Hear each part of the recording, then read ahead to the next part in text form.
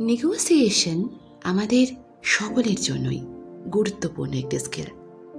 Problem এটাই যে যে সকল নেগোসিয়েশন টেকনিক আমরা পড়েছি বা অন্য মানুষকে দেখে শিখেছি তা প্র্যাকটিক্যাল সিচুয়েশনে কাজে আসে না। যদি আপনারাও আমার সাথে একমত হন এবং নেগোসিয়েশন স্কিলসের বিষয়ে এমন কিছু শিখতে চান যা আপনার দৃষ্টিভঙ্গি বদলে দেয়, তাহলে এই গ্রন্থ আপনার জন্য। আজ আমরা আলোচনা করব লেখক ক্রিস ভসের বই নেভার স্প্লিট দ্য ডিফারেন্স।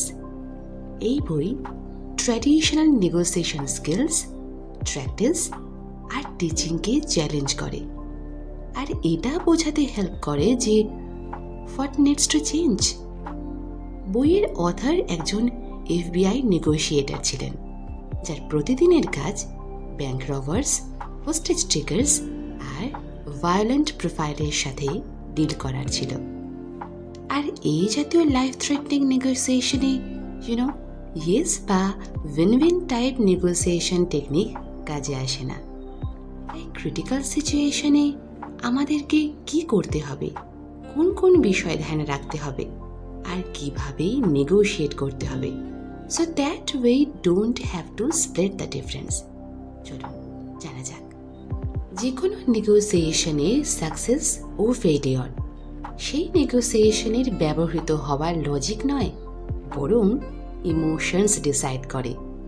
পুরনো নেগোসিয়েশন টেকনিক এই জন্য কাজ করে না কারণ আমরা এটা ভুলে যাই যে নেগোসিয়েশন দুইজন মানুষ করে, আর মানুষ তো হয় ইমোশনাল, ইরেশনাল, বায়াসড।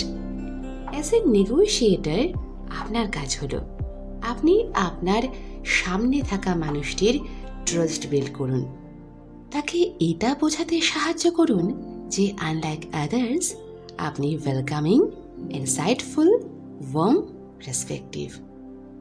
তাদের যেন এটা মনে না হয় যে আপনি এই কারণে নেগোশিয়েট করছেন কারণ আপনি তাকে কোনো বিষয়ে ফাঁসাতে চাইছেন বা তাকে প্রেশারে ফেলে এমন কিছু করানোর চেষ্টা করছেন যাতে সে গিভ আপ করে দেয়। বরং তার এটা মনে হওয়া উচিত যে আপনি ইমোশনালি ইন্টেলিজেন্ট, এমপ্যাথেটিভ, আর এই নেগোসিয়েশনের দ্বারা আপনি সত্যিই তাকে সাহায্য করতে চান।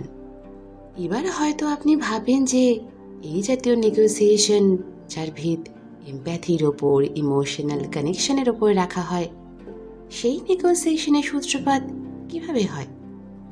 দেখুন, এর শুরু তো হয় অ্যাক্টিভ লিসেনিংয়ের থেকে। যে কোনো মানুষের ইমোশনসকে নিজের দিকে নিয়ে আসার পূর্বে এটা জরুরি যে আপনি তাকে এটা অনুভব করান যে আপনি তার সকল কথা শুনছেন, বুঝছেন। আর সেটা তখনই পসিবল যখন আপনি আপনার মনের মধ্যে চলা কমেন্টারিকে মিউট করে দেন আর সামনে থাকা সেই মানুষটির কথায় ফোকাস করেন। ডে টু ডে লাইফে আমরা সেটাই শুনি যেটা আমরা শুনতে চাই, অথবা সামনে থাকা মানুষটির কথা শেষ হওয়ার আগেই মস্তিষ্কে প্ল্যান বানাতে থাকে কি হবে এই প্রশ্নের উত্তর। অর্থাৎ আমরা যখন সামনে থাকা ব্যক্তিটির কথা শুনবই না তাহলে বুঝবো কি করে? আর যদি নাই বুঝি তাহলে কানেকশনের বিষয়ে চিন্তা করাই বৃথা। তাই active listening is mandatory for successful negotiation. Top লেভেলের লিসেনিং স্কিলসকে ডেমনস্ট্রেট করার জন্য একটি টেকনিক আছে যাকে বলা হয় মিররিং। এর অর্থ হলো সামনে থাকা মানুষটি যা বলছে আপনি তার সেই বলা বাক্যের 3 থেকে 4টি ওয়ার্ড নিয়ে তার সেই কথার উত্তর দিন। যেমন ধরে নিন যে সামনে থাকা মানুষটি আপনাকে বলছে, আরে ভাই, আমি তো বিশ্বাসই করতে পারছি না, এত ঠান্ডা পড়েছে। এই ক্ষেত্রে আপনার উত্তর হওয়া উচিত, ঠান্ডা তো পড়েছে, and then you continue saying what you want to say. তাদের কথা রিপিট করার ফলে আপনি তার সাবকনসিয়াস লেভেলে এক জাতীয় সিগন্যাল দেন আপনি তার কথা শুনছেন আর আপনি তাদেরই মতন একজন। So mirroring helps and building trust. আর এই ট্রাস্ট বা বিশ্বাসের দ্বারাই আপনি যে কোনো সময় নেগোসিয়েশনের গতিপথ নিজের দিকে নিয়ে আসতে পারেন। যদি আপনি একবার আপনার সামনে থাকা মানুষটিকে এটা অনুভব করিয়ে দেন যে আপনি তার কথা শুনছেন, তাকে বুঝতে পারছেন, then you have to take the conversation to the next level. আর এমনটা করার জন্য আপনাকে ট্যাকটিক্যাল এমপ্যাথির সাহায্য নিতে হবে, অর্থাৎ আপনার ইমোশনাল ইন্টেলিজেন্সকে ট্যাক্টফুলি ইউজ করতে হবে। অ্যান্ড ফর ডুইং দ্যাট অর্থাৎ আরও একটি পদ্ধতি বলেছেন, যা হলো লেভেলিং, যেখানে আপনি আপনার সামনে থাকা মানুষটির কথা শুনেন ও তারপরে নিউট্রাল ইমোশনসের সাথে তা পুনরাবৃত্তি করেন, যেন কোনো থার্ড পার্টি সেই সিচুয়েশনকে দেখছে আর তাকে সামারাইজ করছে। এবার এই কথাকে বইতে দেওয়া একটি এক্সাম্পলের দ্বারা বোঝা যাক। একজন এমআর বা মেডিকেল রিপ্রেজেন্টেটিভ ডাক্তারের সাথে কথা বলছিল আর নিজের কোম্পানির ব্যাপারেও তাকে জানাচ্ছিল। নাও ডিউরিং দ্যাট কনভারসেশন ডাক্তার বলেছিলেন, আমার আপনার মেডিসিনসের বিষয়তে কোনো ইন্টারেস্ট নেই। কিন্তু সেই এমআর রেগে না গিয়ে নোটিস করলেন যে সেই ডাক্তার নিজের প্রফেশনস ও পেশেন্টসকে নিয়ে যথেষ্ট প্যাশনেট।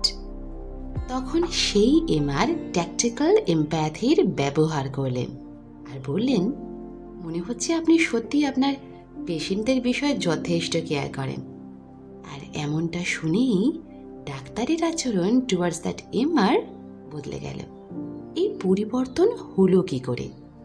যে ডাক্তার মেডিকেল রিপ্রেজেন্টেটিভের কথা শুনতে বিন্দুমাত্র ইন্টারেস্টেডই ছিলেন না, তার অ্যাটিটিউড হঠাৎ করে এমনটা সফট হলো কিভাবে?